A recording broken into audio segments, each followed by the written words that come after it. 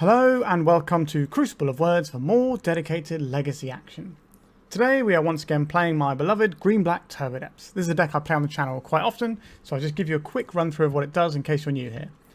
So, our only win condition is Dark Depths, which makes it 2020 if you have a copy of Dark Depths with no counters on.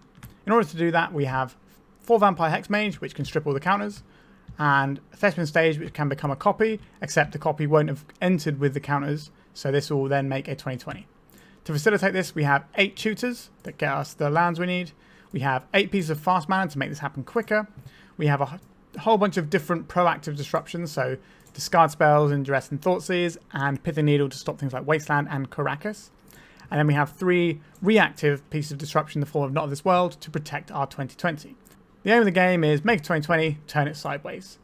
We do have a fetch land basic mana base, so we can play around Blood Moon a little bit out of the sideboard, and then using our fast mana and our basics, cast things like the Abrupt Decay to get out from underneath that.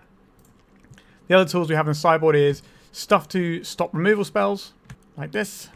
Stuff to stop problem permanents like Mages of the Moon, Blood Moon, Opposition Agent, that sort of thing, and Ensnaring Bridge. Some big hammers to shut down matchups like Collector Ouphe and Null Rod. We split them for the purposes of things like Cabal Therapy against the Saga Storm decks. These could just shut those down. And then we have 3 pieces of Graveyard Hate, which we also bring in combo matchups like Doomsday, where we want to discard from their hand and then extract the scary card that wins them the game. So that's the deck. We've got a little bit of extra protection with films like Sejiri Steppe, Bojuka Bog, Boseiju, etc. We've got some nice lands we can go and find. But that's basically the deck. If you'd like to know more information about this deck, there is a detailed primer on my Patreon, which you can find in the description below. On my Patreon, there is also a guide to playing a budget version of this deck, which is free on my Patreon if you want to have a look at it. So if you're trying to get into Legacy and don't have that much money and you want to try and play a deck that at least is a bit competitive, you can sort of see all the different stages of how to collect this deck in a way that you get to play Legacy while you're still sort of filling out the pieces. And you can build a version that's very cheap. And if you want to play it on Magic Online, I think it's about 130 ticks, which is very cheap. All right. All that over and done with, remember to like and subscribe, and let's make some 2020s. If you're looking to play Legacy on MTGO like me, why not try Card Hoarder? They're a rental service that I personally use, and I found them better than other rental services that I've used in the past. So why not give them a try? Alright, we are on the play here. Our hand is pretty good. We make a turn 2 2020 with Wasteland Protection. So sign me up, I guess. We also have protection from... yeah, we get protection from the removal spells as well using our crop rotation. So this is a pretty sweet hand. Let's play out this Pithing Needle. Wasteland. We will play out our Lotus Petal now. This gives us the ability to crop rotate things away if it starts going a bit pear-shaped. But the main plan is next turn, play Dark Depths, cast Vampire Hexmage using the Urborg, producing mana from the Dark Depths, make a 2020, have a crop rotation to protect it, win the game. A simple strategy. What could possibly go wrong, right? Let's cast this. If this doesn't work, then we can crop rotate up a Thespian Stage, which will be enough to make a 2020. It's what I came here to do. Alright, we're getting a Force of Will, pitching Force of Negation for that, sure. Snow-covered island. I would like to have... this is interesting. And play this out. This can become the Thespian Stage. Got another Lotus Petal here. Because we've got enough mana here. I don't expect something like a Daze from our opponent here. Play another Pithing Needle. Let's see if they crack their Prismatic Vista in response, and maybe we'll get some information about what sort of deck our opponent's playing. Right, so they're getting their Brainstorm Fetch going off. We could just name Wasteland for a second time so they can't Prismatic Vista and Wasteland us. Sorry, Prismatic Ending and Wasteland us. That's certainly an option we have. Whether or not we take it, I'm not sure. If our opponent cracks this Vista... If they get a white source, what are we worried about? Right, so they are cracking the Vista. Let's see what they get. I'm expecting a white source here. Which means we're probably looking at something like a Teferi. So I think I would rather get that out of the way as a thing that they can utilise here. Don't really want our opponent to know that we're able to go off this turn. Let's see what they have here. 2 mana. 4th Eorlingus. I don't want our opponent to draw another card here, so we will try and go for the combo right now. Our opponent has already played their land for the turn. Just so we block this, they don't get the Monarchs, they don't get an additional card in case that's useful. The thing I don't want to see here is a Solitude. But if they had a Solitude, they'd probably do it then, just so they get to draw more cards. So I think we are in here. Yeah, there we go. Alright, so we're looking at some sort of Jeskai control deck. So it's probably not that heavy into red. So, things like Steely Resolve and this Not of This World are going to be very useful cards for us in this game. You do have the potential to surgically extract all of their plows if that's the thing you're really worried about, but I'm not sure it is. I don't expect Wasteland out of this deck, so I think we're going to take these Pithing Needles out and just say we don't want to get hit by removal this game. We could board in something like Abrupt Decay if we're worried about certain permanents, but I don't think that's the case here. Bojuka Bog is kind of not great for us. We could turn this into like a single surgical extraction. I don't hate that. And that'll probably do us here. I'm just trying to think what we might need to decay here. Like they might have a Teferi, which will definitely be a problem for us. But I think we're better off trying to discard that with our Thoughtseizes and sort of go in underneath that. Or if we have the Steely Resolve, that can do a lot of work. That will shut off our Not of This World if they have a Teferi. But I think having Surge Extraction, because we can at least use that to see if the coast is clear and play around counter spells, because we can't afford to board lower on our crop rotations and things. Alright, this does have access to our win, but it's going to be a bit slower. Is that good enough? I think we can probably do better here. Alright, this one is what I describe as better. This is an uncounterable 2020 if we want it. I think we'll throw back the Catacombs here. Uncountable 2020 is good, unsurprisingly. Now, is it going to be good enough is the next question. Because removal is the thing we have to dodge here. We will have a crop rotation if we play it one turn slower to protect our creature with. So now we're going to play the fishing game. Oh, this Sejiri Steppe is a bad draw. Right, so we're going to cast this and try and fish a counter spell out of our opponent's hand. We'd rather something like this gets countered than a crop rotation, although we don't get to use a crop rotation to protect our creature anymore. So we're going to have to find another piece of protection. I think about this for a while, which is interesting. Brainstorm. Sure, you go ahead. I think they're probably going to be brainstorming with that fetch land they've got around anyway. We're going to get our Sylvan Scrying here. No, we're getting a Force of Negation.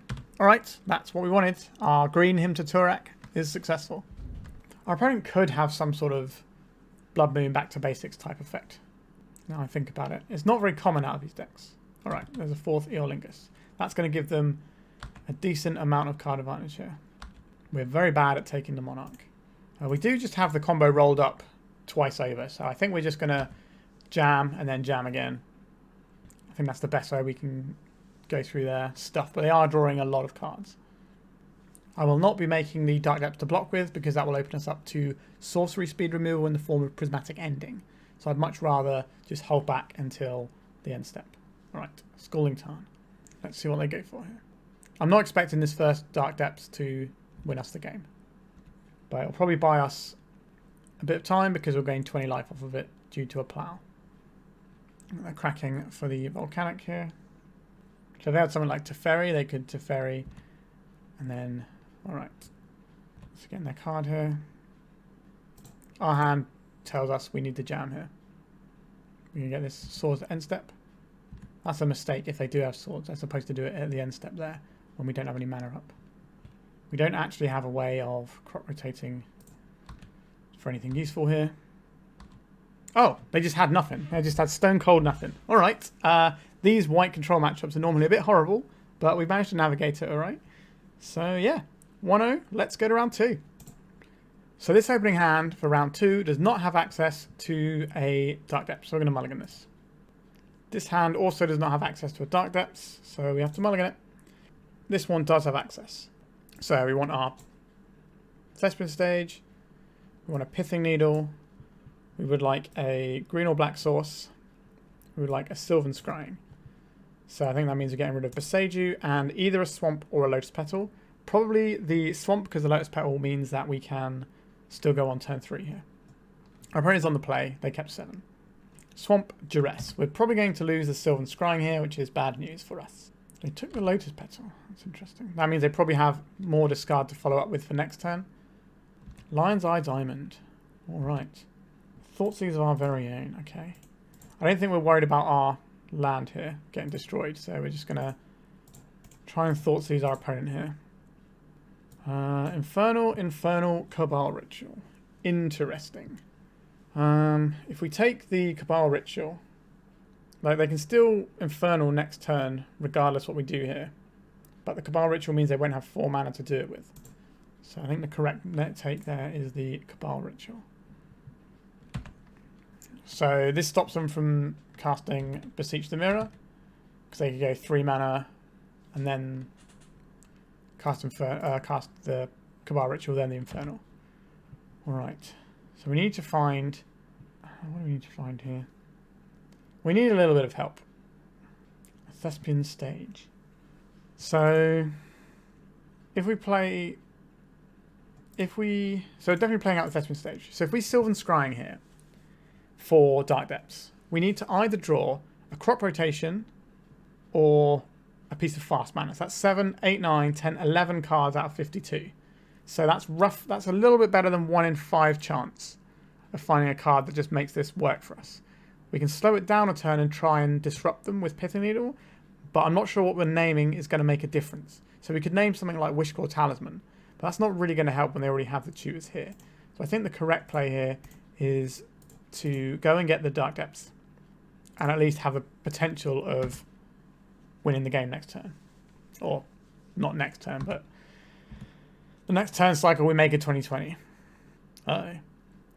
Okay, so this is the line. So they Cabal Ritual, they Infernal Tutor, they cast, they crack the Lines Are Down in response. This will get them Beseech the Mirror. Witching Well. Pretty cool. So this will get them Beseech the Mirror. They'll cast Beseech the Mirror, sacrificing the Vault of Whispers. Then they'll replay the Vault of Whispers and the Lines Eye Diamond.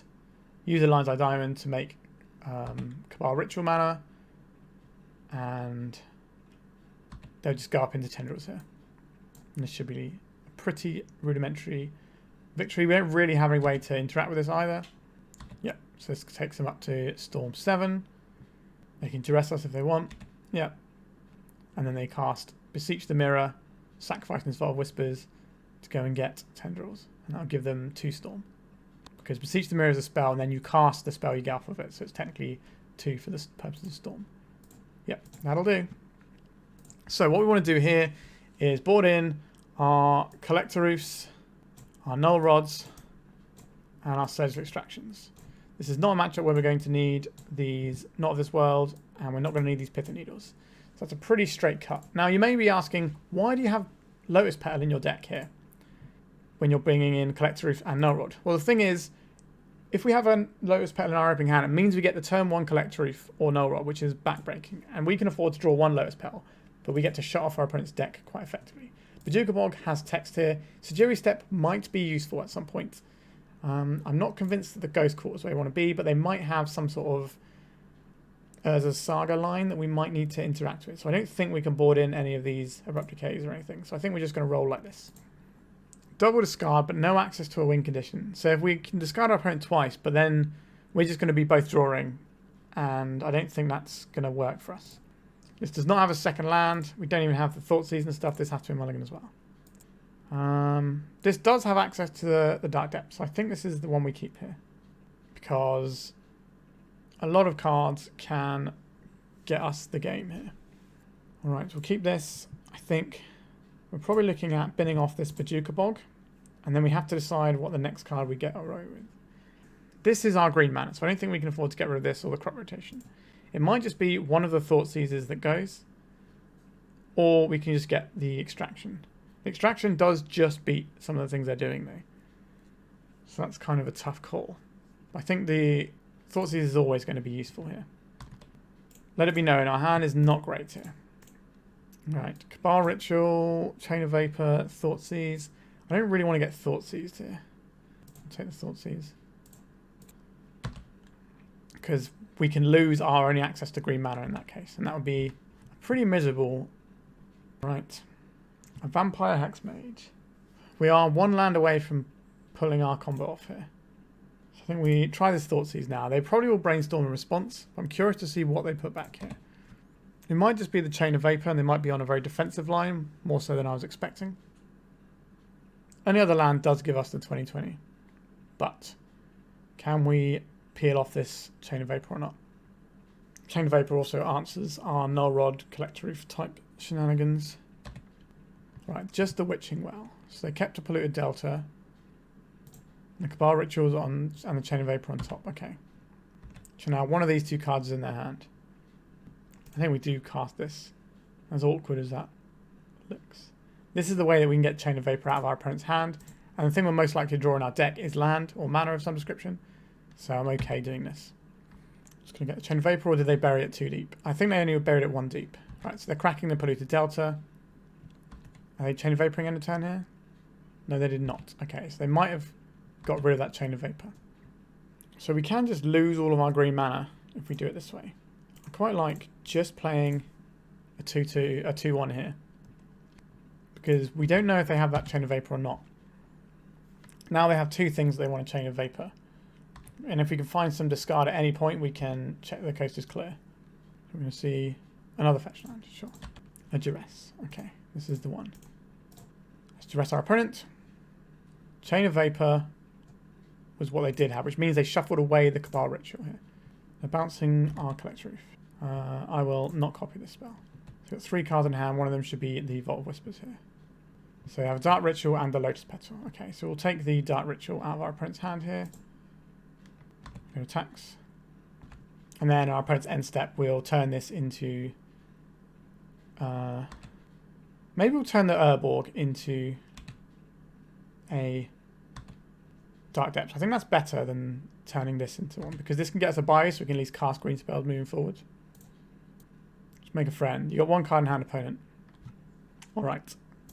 So, we've seen the Chain of Vapor. Do we care enough about it? Honestly, I don't think we do. I think we have 8 discard spells. We do still have the Sejiri Steppe in our deck. As a bit of protection, I think that's probably enough. So we'll submit here. Now, our opponent's deck should be able to turn 1. The whole Beseech lines are very easy turn 1, so they should probably just mulligan to that and win the game. But a Surgical Extraction can undo that if they're going for a Gaia's Will line. Because they go and get the Gaia's Will, then we extract the Beseech in response to them casting the Gaia's Will, and then they just have nowhere to go if they cast all their spells. Our hand doesn't actually cast any of these spells, so I don't think this is a keep for us. Like, Bojuka Bog is too slow here. If this was an Urborg, then I would snap this hand off and we could just go Urborg, Duress, turn to Hexmage, go. Or Null Rod if that's more useful for us. But we're going to have to mulligan this. This is Duress into Null Rod. We don't have access to our win condition, but we do have lost. I think I am going to keep this one. We keep this and we throw back the swamp here. If our opponent turn 1s us, then we lose. I don't think we should mulligan to find Surgical Extraction just in case. Alright, so we have 2 Null Rod effects. They'll probably just take the Null Rod because that's the one we can actually cast because we have no green mana at present. Alright. So it took our Duress, which means they might just be able to go off this turn, which would be annoying. Alright. A Brainstorm. Okay, so we might not be dead. Their hand was not good enough to win on its own right there, so they needed a little bit of help. This means they have 1 less mana for this go turn, and they're basically trying to hit 4 mana with an artifact in play. So obviously Lotus Petal has to sacrifice, so they can't use that to sacrifice for Beseech the Mirror. Uh-oh. Okay.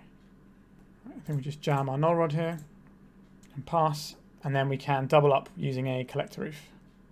Alright, are we just going to get Chain of Vapored here? They will only Chain of Vapor it if they can win this next turn. Uh-oh. I will not give them Free Storm. Okay, Chain of Vapor, but didn't have the win. Interesting. Play the Null Rod. We could play the Null Rod, or we could go for the win here. That is interesting.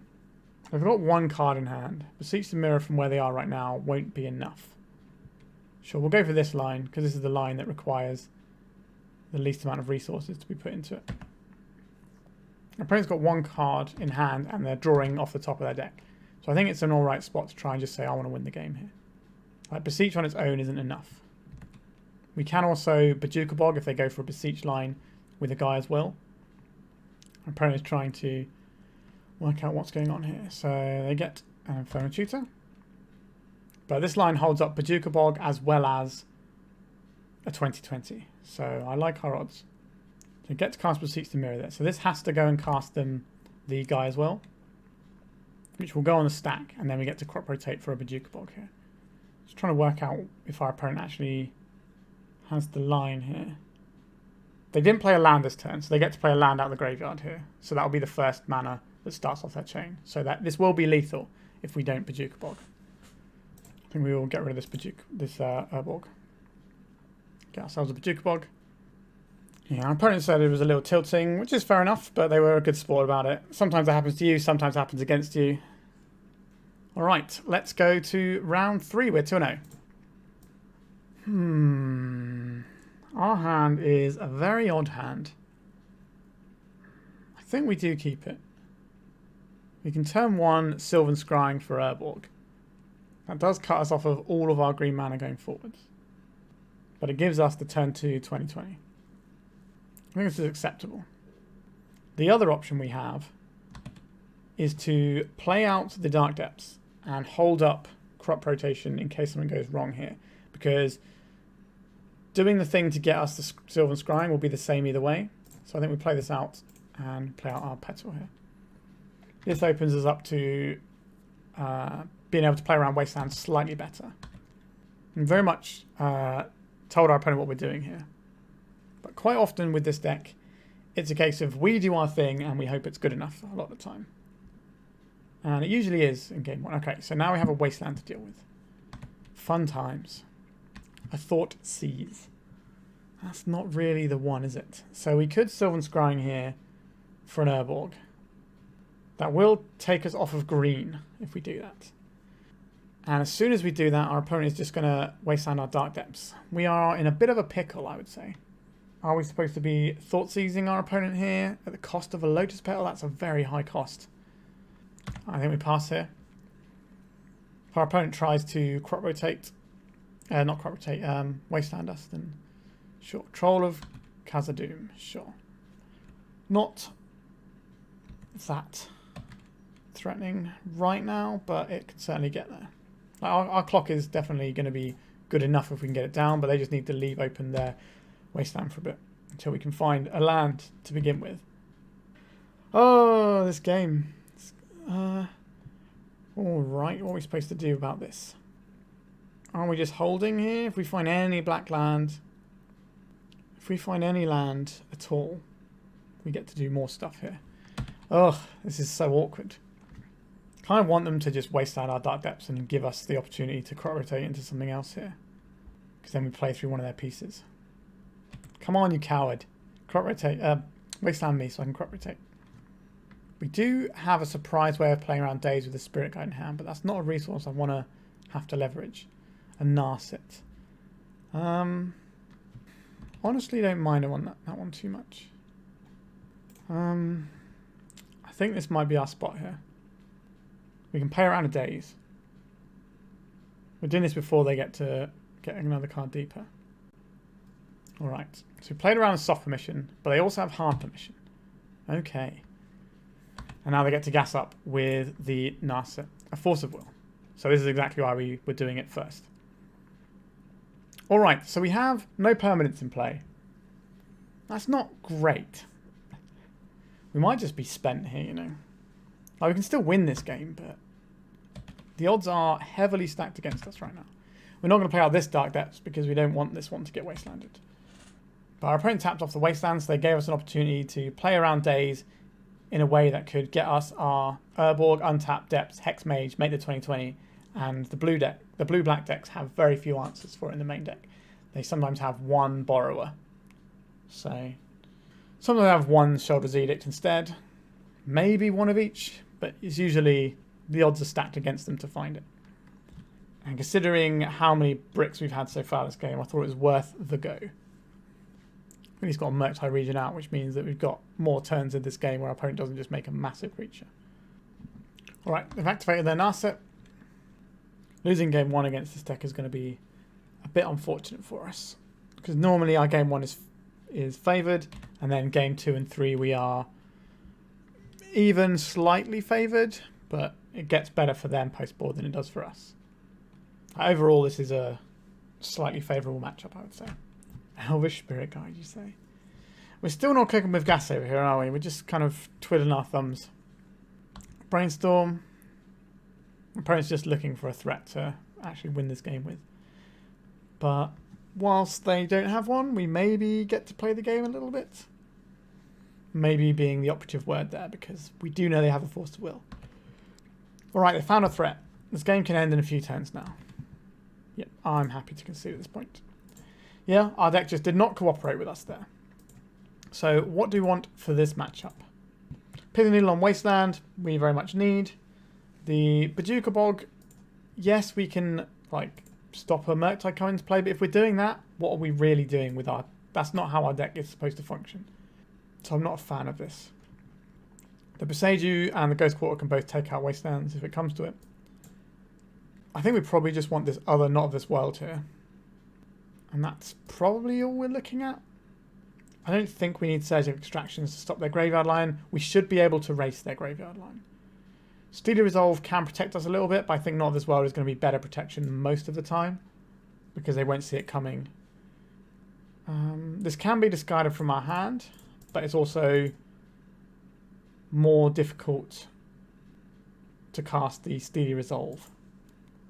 No, I think we're fine with this. Steely Resolve are basically for white decks. Like, the Not of This World can deal with our opponent's Brazen Borrower, but can't deal with their Shoulder's Edict. So it's kind of a bit awkward. We could... Nah, I think we're fine with this. I don't mind Surgical Extraction as a way just to like peek our opponent's hand. So this does make a 20-20, but we'll need to find a route through with this hand via this crop rotation. But we have some protection as well, so I think this is okay. I'd rather not have the Sejiri Steppe in hand, but we can use it to push through blockers, which is something they can realistically do with Borrower and Murktide. Feels like the odds are somewhat stacked against us. I'm just debating what land we want to play here. Play out the Verdant Catacombs, so we always have access to this crop rotation. We don't have a Bojuka Bog in our deck anymore. Maybe that's still better than the fourth Not of This World. Uncertain. A ponder from our opponent. Let's see if they get shuffle off this or not. Not to shuffle. Alright. Not ideal for us, but what is, I suppose. Play ourselves out an Urborg here. Fire a Thoughtseize in our opponent. Sauron's Ransom, Grief, Snuff Out. None of these cards matter. But they have just pondered. So they might have left the card that does matter on top. So that is an interesting thought. I don't really want... There's quite a lot of these things I'm not a real fan of here. So we're going to be firing off our crop rotation this turn to get the Dark Depths while our opponent doesn't have anything up. But the problem is, if they have a Wasteland on top, that's real bad. So I think we have to take out this Surgical if we're going to play to that line. I'm going to take one of the Bayous and turn this now, when they don't have counter spells, into a Dark Depths. Wasteland, not going to help here. It's definitely going to ruin our day. Well, it'll help them anyway, but do they leave the Wasteland on top? Grief, pitching, Snuff Out. This is fine. They can't interact with us. This is why this matchup tends to be okay, because you can kind of ignore a lot of hand disruption. It's just the Wasteland we care about here. Yep, and take the only thing you can take. What did you leave on top? Okay. A Pithing Needle. That is interesting. But I think our best play here is just to fire this at our opponent in there. I guess we don't have to do it right now. Because if they have a Wasteland, we can untap, play the other Thespian stage, play a Pithing Needle. That does give our opponent another turn to do stuff. So maybe we're just supposed to make this in their upkeep. Right, a Swamp Cycling, so that was the other card they had. Right, so they're living off the top here. Right, so I think to get around potential Wastelands here, that would be their easiest way to annoy us. So they've got one card off the top. It has to be either a cantrip or an answer to our Merit Lage. They can play this Murktide, but we already have that covered via the Sejiri Steppe. I would like to see what their answers are for a potential game 3, but that's not really a thing we're going to necessarily get to do here. Alright. How much do I think we want this Not of This World versus this Surgical Extraction? I do like Surgical Extraction as a tool to strip out all their wastelands or to deal with some of the bits and pieces. It's a case of, is it Shoulder's Edict? Is it Shoulder's Edict, or is it Brazen Borrower, or is it a combination of two? That's a tough call. I'm going to take the Not of This World to protect against the Borrower. Alright, this is a turn 2 if we want it. A surprise turn 2 as well, because we'll just play Thespian Stage, then Dark Depths. Right, no Thoughtseize on turn 1 from our opponent here. I do really want to play this Thoughtseize. How good is the surprise? They're just going to brainstorm a response here. I think we just play out the Thespian Stage here. We can always take it a turn slower if we need to, but if our opponent just taps out, not expecting us to be able to make a 20/20 next turn, then I'll certainly take that. Alright, let's pass the turn. So we want our opponent to tap out in their turn for something. Like, this will be the last turn they think they can tap out, probably, so a brainstorm, sure. We want to see like a cycle and stuff like that. Okay, got stuff going on over there. So now we get this Urborg into play. We can fire off a Thoughtseize at our opponent. This can hit Brazen Borrower as well as the Shoulder's Edict if they have that. We've already brainstormed here. Right, so they're cracking away those cards. Now they're brainstorming again. So now we don't get to see that much. Oh, they're just doing a Flusterstorm. That is interesting. We will not pay. So they've definitely got something they're interested in here. So you can fire this off and still have our combo available if we want it. So let's just duress them. Power of Urborg. Force of Will, Force of Will, Force of Will, Reanimate, Sauron's Ransom. Only one of these cards can do anything, really. That's the Sauron's Ransom. I'd like to see our opponent play a land this turn. That made me really happy. So they kept a card on... well, they didn't necessarily keep a card on top with the Brainstorm. Tricky to say what we're supposed to do here. Like, we're not beating these counter spells anyway, so I think we just have to hope that they don't have it here. Because our Duresses aren't going to get through this Force of Will if they've got one card they're trying to protect. Right, so they got the Borrower here. They do. Yeah, like I said, we're not going to get through all of that. So we just have to build up again here. So I think we play out the... I think it's the Boseiju here, because it at least gives us access to green mana. We don't want to play out our Thespian Stage before we can at least make it copy the island, because then it is immune to wastelands. So they're just going to play the Borrower and step. That's fine. Right, so we have a crop rotation. Our opponent has these Force of Wills, which is a little bit awkward. Swamp, so we knew what they drew. Like, this clock isn't that scary. So we're going to turn our Thespian Stage into a swamp now. This means that they can't wasteland this. A Sejiri Steppe. That's not a particularly helpful one. Right, so we're looking for some hand disruption. We're looking for more green sources. I guess we can Boseiju for green and then get rid of our swamp here. We do need something else. A Pithing Needle. That's okay. I think I'm okay to cast this one. We could have named the Troll there, just to stop our opponent from being able to cycle it and get a threat. But I think Wasteland would be more annoying for us.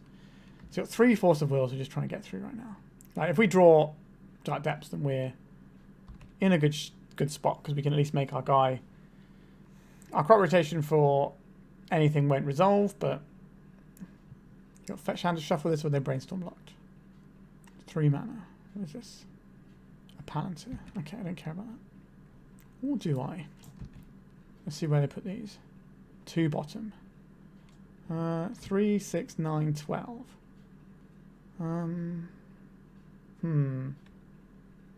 4. Oof, that's an annoying one. So they're still going to have some forces over there. A Lotus Petal. That's another source that helps us out.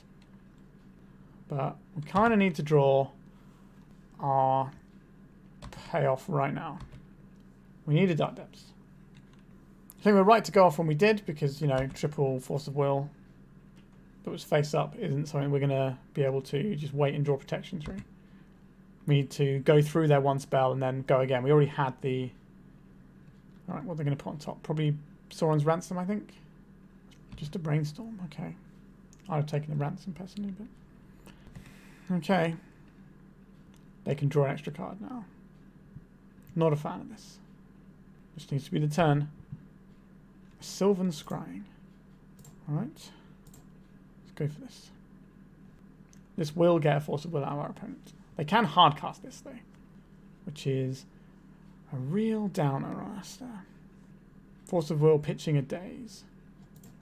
So I didn't even want to hardcast that one. Interesting. A Dress Down. Okay. So we have one more draw step. Sure, you can do your troll. I don't think that's... That is kind of annoying if they reanimate it, because that gives them 2 threats here, so we're definitely dead. This is going to eat a Force of Will. Oh, it's going to be a Flusterstorm. Where it's 3, so we can't pay. No, no. Alright. And they still have Force of Will blue card in hand, which is not great for us. This is the turn where we draw the Dark Depths, the one turn too late. I can feel it in my bones. Yes, you can draw a card. Palantir doing some work here. And that's us dead. That was very unfortunate. I think, so when we had a look at their hand and we got to take a card, they had the triple Force of Will. So I don't really think we're supposed to be making a dent in that. We did take the thing that lets them dig into an answer. We just had to hope that they didn't have the answer on top of their library. And the thing is, if we'd have waited a turn to try it again, they would have just Force of Willed it and protected the borrower. Although our dress wouldn't hit the borrower anyway, so... Yeah, kind of tough. Sometimes they're just going to have it all and it's going to be difficult to get through. But that's Magic for you. Alright, let's go on to round 4. So our deck that is built around lands doesn't have any lands in our opening hand. That seems like a mulligan to me. Yeah, I'll take this one. Keep. What are we going to sling away here? It's kind of tough here. I think it is just the Spirit Guide though. So we can lead out on Bayou, Pithing Needle for Wasteland.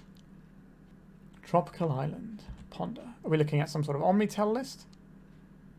Or are we just in some sort of control form here, like Hot Bant or whatever? Or just regular old Bant? Could be the blue-green Beanstalk Tempo deck that runs Temporal Mastery and stuff. Lots of various options. A crop rotation. That'll be nice later on. Let's get a Bayou. Right. No Wastelands. Let's see what our opponent's on. Could just get Show and Tell this turn, which probably can't beat, but it's not outside the realms of possibility. Depends what they put in. Okay. Bug colours. Oh no. This looks suspicious. This is Doomsday. It is Doomsday. Okay, so we're going to lose this game. That's fine. Alright, so now we get to see what they've got here. Is there any mirror in Beseech the Mirror? No. Interesting. Personal Tutor 1. Personal Tutor 2. Okay, well, they've got some preordains and stuff as well. Alright. So, the way in which we win this game is if our opponent doesn't have the mana available to win the game. As wild as that sounds. So, I think we go and get ourselves this. We will crop rotate this. I do not believe what we're doing is going to be fast enough. It's just making a 20-20 against the Doomsday pile. So our plan here is to Ghost Quarter our opponent and hope they don't have enough cards in their deck. Enough mana sources in their deck.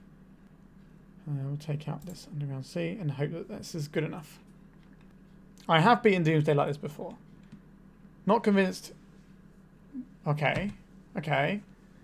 Maybe we're okay. I don't know. And that did actually do something because they didn't have a basic to find. But our opponent should know if they're winning the game now. Okay, they're doing their stuff. So, yeah. So this is Cavern of Souls under a different name, I believe. Yes. Okay. Yeah. So they did have the land in their deck. And we get the Merfolk here. And then they play it with one card left in their library. With no cards left in their library because they had the Edge of Autumn as well. Alright. That's the end of that chapter. Alright, this matchup is not a great matchup for us. We don't have the best tools in the world here. We do have some surgical extractions. This Pithing Needle is not really going to cut it, so we can get rid of those. And we don't really have much else that's particularly useful here. Maybe another Not of This World. You can bring in stuff like Null Rod to kind of slow down some of their lines, but I don't think that's worth it. I think our plan here is discard Doomsday, extract Doomsday, win game. And that seems reasonable to me. I don't think we need this Bojuka Bog, so we can probably have one Abrupt Decay as an emergency thing that our deck can do. We're not great against Sheoldred, but we're not terrible against it either, if that's their pivot. But we have Boseiju and we have Ghost Court, which can mess with their lands a little bit. Like, you can name their cyclers with Pithing Needle, but I don't think that's worth it. This does not do it for us. Alright, this is the exact hand that I would want, really, from this matchup. So we'll keep this. We'll throw away this. Say done. Our opponent mulligan to 6. We just want to hit the Doomsday here. We do have to go on turn 1, though. We can't try and wait to see if they draw it. They have some pretty annoying cards here. Truth be told.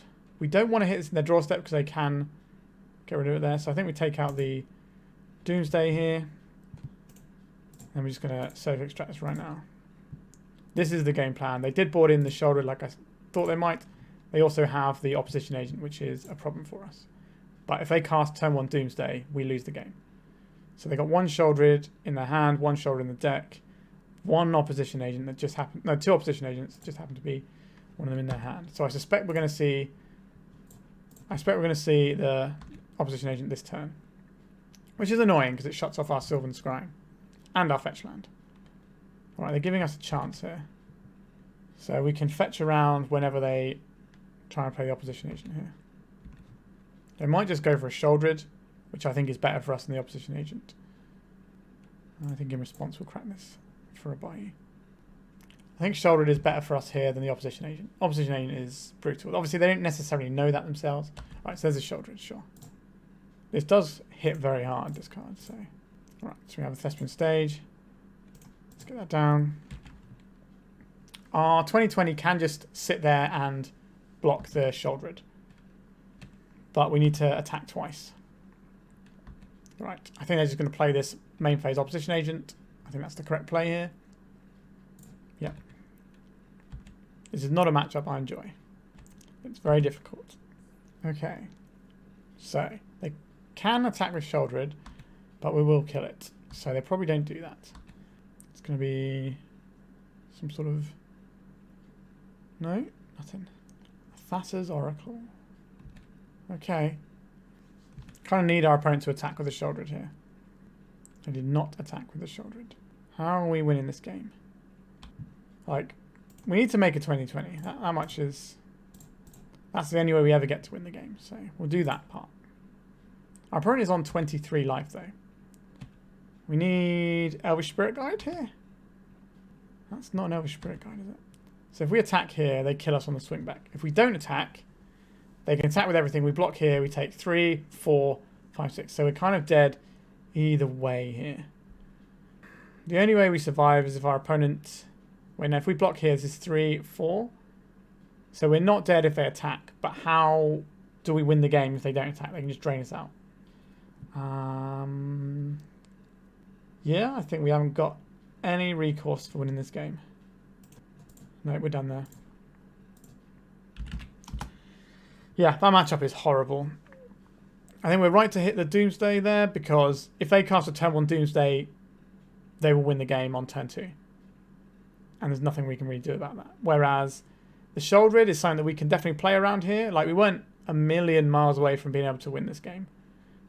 But yeah, it's a tough matchup, especially when they had one of the opposition agents in hand as well. They kind of had not only did they have their A plan, they had their B plan and their C plan and the opposition agent all rolled up in their opening hand. So sometimes they're just going to have it. Unfortunately, we've gone from 2-0 to 2-2. So let's go to the final round and see if we can get ourselves a positive record. Once again, our opponent does not have much in the way of mana. I think this is a mulligan from me. Yeah, this is what we came here to do. Like the highest upside, I think we throw back the Duress here. So we get one Thoughtseize, then we get a Pithing Needle if we want one. Okay, our opponent's mulligan to 4, which means our Thoughtseize is probably looking alright. But they are on the play, so if they're going for some sort of like Echo of Eons type shenanigans, that could just leave us in the dirt with nothing to cast. Just a basic swamp.